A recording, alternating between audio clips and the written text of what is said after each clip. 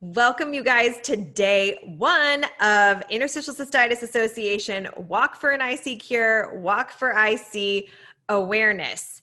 Every morning we're going to post a video like this, and it's going to include one IC myth that we're going to bust, one ICA fact, and one challenge for the day.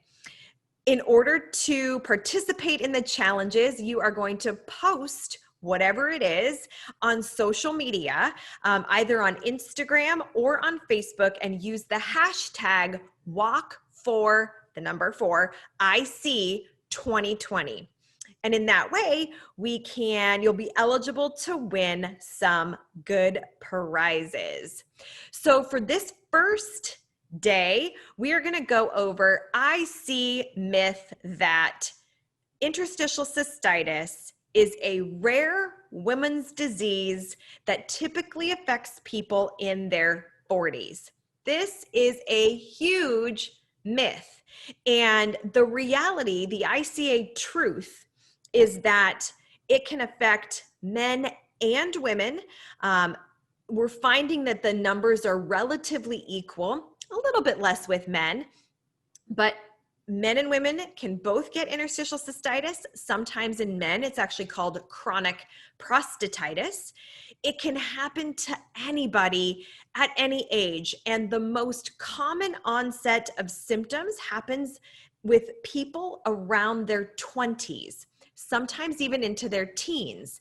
So where we once thought that the onset didn't happen until 40s, that actually helped to delay a lot of diagnoses, because if you had symptoms of interstitial cystitis, urinary urgency frequency, and or pelvic pain, then if you didn't fit that woman in their 40s, this sort of postmenopausal woman, then you weren't probably diagnosed. They were looking for everything else under the sun, but not even thinking that it could be interstitial cystitis.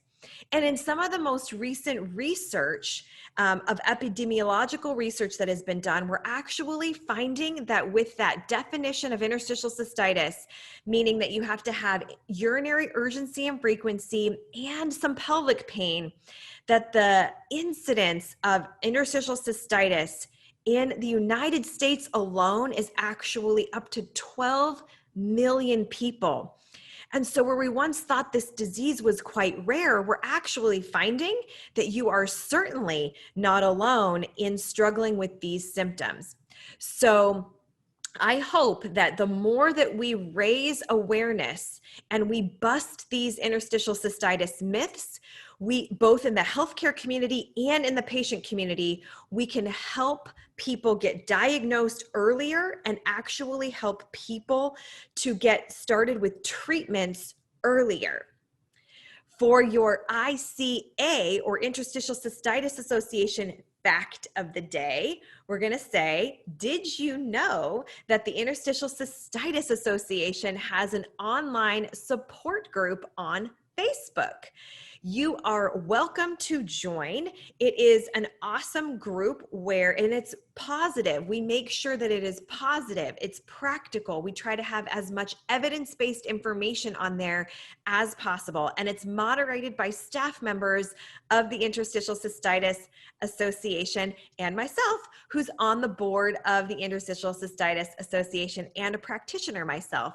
So we can monitor it as best we can for that evidence-based, that positive, that practical, and truthful information about interstitial cystitis. We would love to have you join it. You can just go to Facebook and search for groups. It's called the Interstitial Cystitis Association Support Group, and we hope to see you there. For your walk challenge of the day, you are going to start on this first day by logging some of your steps. The way to do this is by using any smartphone device. It usually has a built-in step tracker already in the little health application that comes on your phone.